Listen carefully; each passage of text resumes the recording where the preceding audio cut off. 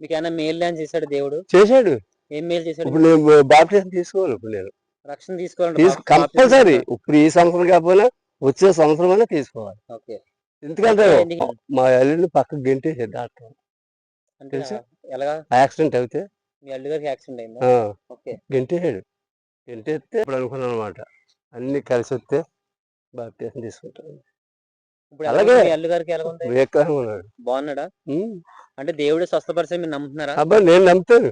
Okay. ఎవడు గొడవ నాకు అనవసరం. నేను నమ్ముతాను. నేను మీ నమ్ముతాను. అల్లుడు ఎందుకంటే మనం ఎన్నో చూసాం, ఎన్నో కష్టాలు పడ్డాం.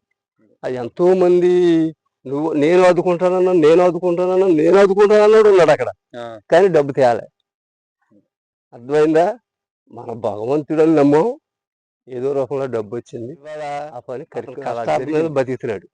ఆయన పని ఆయన చేసుకున్నాడు.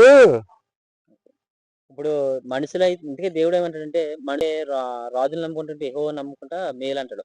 అంటే దేవుడిని నమ్ముకోవాలి తప్ప నువ్వు మనిషిని ఆశ పెట్టుకుంటే ఎప్పుడు మోసం చేస్తా అంటారు. అయితే దానికి నిదర్శనం ఇదే అంటారు. కంపల్సరీ. నేనైతే కంపల్సరీ చెప్తాను కదా, ఒక ఎత్తుని నమ్మే కన్నా మన బాధ ఏదో భగవంతుడి దగ్గర చెప్పుకుంటే అది ఎదరోడికి తెలియదు.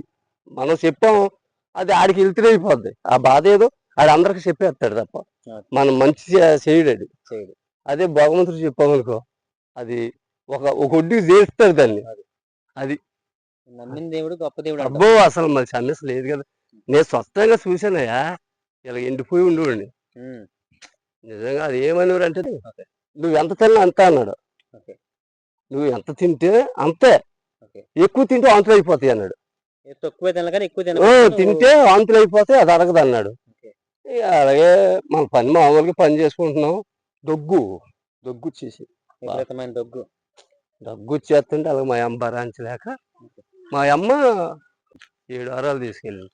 అయినా 3 వారాల వరకు మనం నమ్మలే. చిన్నపిల్లడు ఆడోడు మాట అక్కడ. వాళ్ళందరూ కూర్చొని ప్రార్థన చేస్తే బాటిల్ ఇచ్చుకుని ఆడోడు సర్దగా అలాగా నమ్మేవాడు కాదు. 3 వారాలు జరిగిన తర్వాత దగ్గు తగ్గితే అక్కడి నుండి మనం 7 వారాలు కంటిన్యూ చేసాం. కంటిన్యూ చేస్తే నమ్మకంగా చేస్తే ఏం లేదు. అప్పుడు మనం తినేదానికి ఆన్ తవ్వుతుంది కానీ ఏమవుతుందో లేదు. ఆనాటికి ఈనాటికి లేదు, సెలవు లేదు. చెప్తాను కదా, దేవుడు స్వస్థపరిచాడు కంపల్సరీ. నేను ఉన్న మాట గొప్ప దేవుడు. అసలు ఏ దేవుడిని కూడా నమ్మక్కర్లే. నేను ఉన్న మాట చెప్తానుగా, అది మన బతుకులో నమ్మితే తోసిన దేవుడు లేడు అసలు. అది ఆ దేవుడు ఎవరి పేరు? కంపల్సరీ. నువ్వు నమ్మితే చాలా గొప్ప దేవుడు. అదండి, ఈయన మాకు మాయవుతారు తెలిసిన. అయితే మీతో ఈ సాక్ష్యాన్ని పంచుకోవాలని చెప్పేసి అని నేను చాలా సార్లు అనుకున్నాను. ప్రభు ఈ సమయంలో ఇలా కలుసుకుని మాట్లాడడానికి సహాయం చేశారు. ప్రస్తుతానికి వాతావరణం ఇలా ఉంది, లైట్ చినుకులు పడుతున్నాయి.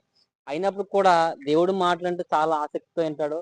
అలాగే వీళ్ళ కుటుంబం కూడా చాలా బాధల్లోంచి, చాలా వేదనలో, ఆడపిల్లల విషయంలో కూడా చాలా ఇబ్బంది పడతా కూడా వచ్చారు. అయినప్పుడు కూడా ప్రభువుని విడిచిపెట్టలేదు.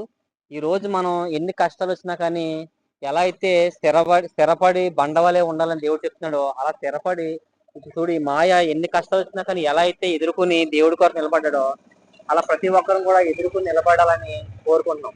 అలాగే మీరందరూ కూడా ఏదన్నా కానీ కష్టాలు వచ్చినాయనో, ఇబ్బందులు వచ్చినాయనో, బాధ వస్తుందనో కృంగిపోకుండా మీరందరూ కూడా దేవుడి మీద ఆనుకుని ఉండాలని, ఇలాంటి గొప్ప సాక్ష్యాలు మనందరం కూడా తెలుసుకోవాలని నా యొక్క చిన్న ప్రయత్నం. మీరందరూ కూడా చాలా శ్రద్ధతో విన్నందుకు మీకు అందరికీ వందనాలండి.